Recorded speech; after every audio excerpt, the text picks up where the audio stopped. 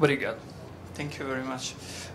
We have, unfortunately, a 40-minute delay, but I would like to just to say, Alberto Black, to say something, just to close this first part of this meeting, and I give you the word. I promise I will be very short. One very interesting thing I've heard. And first, I can notice that I had not really contradiction to what I have said.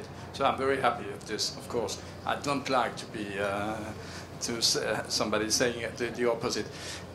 One of my teachers was Brazilian, and he was for a long time ago. I don't want to say how long it was. It was in the last century. And he was Nadia knows him very well, knew him very well. And he showed us the same picture of the favelas, exactly the same.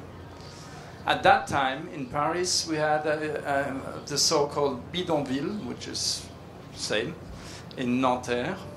60,000 people were living there in an area. And then we had a very strong involvement of the government building housing for mass housing.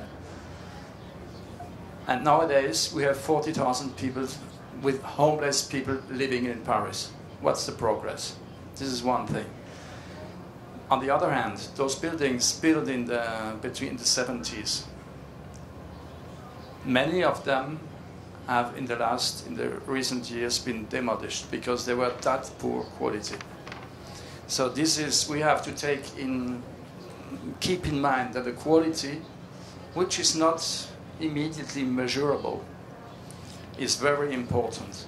And this is our language. As architects, we have been trained to talk about architectural quality. How can you measure architectural quality?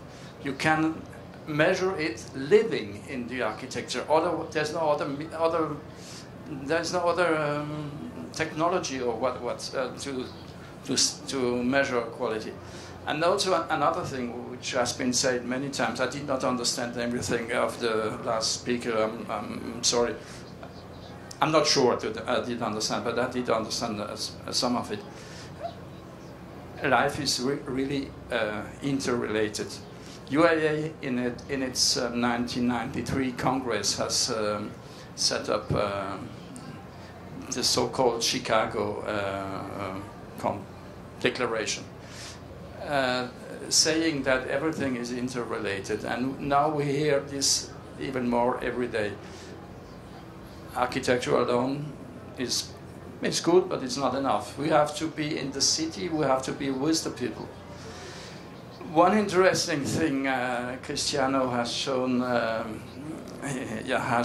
Wang Shu in our Tokyo Congress last year. Wang Shu Pritzker Prize. This has a deep meaning because a few years ago we were looking who is the star architect, the next star architect, and the Japanese, the GIA has published at that time a book saying the architecture of the future, and they asked, they said the next star, not yet known, will certainly be the best architect handling with responsible architecture. And I think we now have the first one, Wang Shu, certainly, because in a country which is in two figures growth since 40 years, the only architects who reuses materials becomes Pritzker Prize. This is a very deep meaning and a very profound meaning. And so, at one hand, I'm a little pessimistic because we have addressed these questions, these issues 40 years ago. On the other hand, I'm more optimistic because the whole society has now become aware of these issues, which was not the case 40 years ago. Thank you very much.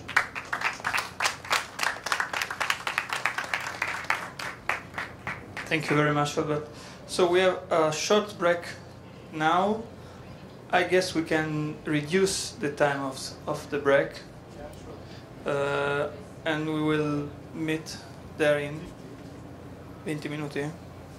Ok, 20 minutes. Thank you.